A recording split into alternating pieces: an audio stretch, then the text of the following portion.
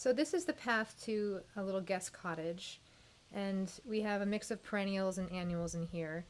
In this case, we have Zahara zinnias.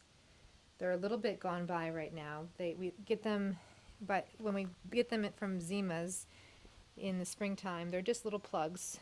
They're young. They're relatively inexpensive. They're not blooming. Sometimes we lose track of what color is which because they're not all labeled either.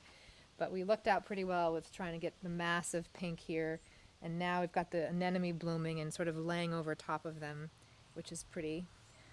On this side we have the coleus, which is doing very well. This is Kingswood Torch. A little bit of the play between the two pinks. You can just make out some Gumfrina. This is called Truffula Pink. This is a new one I've been using this year. The hummingbirds love it. Bumblebees love it. It's been blooming all season. It's a great low maintenance plant. Easy to break though. You have to be careful when planting them. You can really snap them right off. But they've been really fun to use.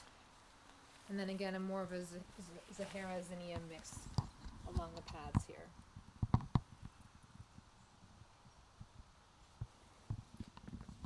These have been blooming since probably mid to late June. They start blooming.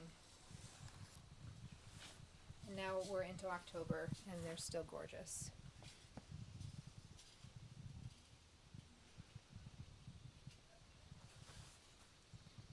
We've had a couple, I wouldn't say failures, but they're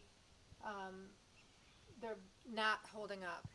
One of the plants that we used this year is a sunflower called Sunfinity.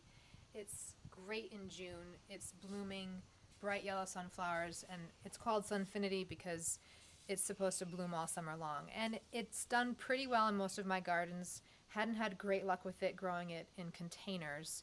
In the bedding beds, in the bedding plant areas, we have had better luck, but by now they've really just pooped out.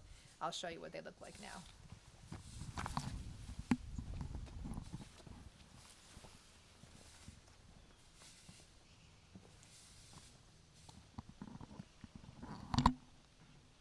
So, little powdery mildew. They've been hit by frost. We have deadheaded them. We also have had problems with rodents eating the buds. Rodents or something. Chipmunks. Could be deer, but probably not.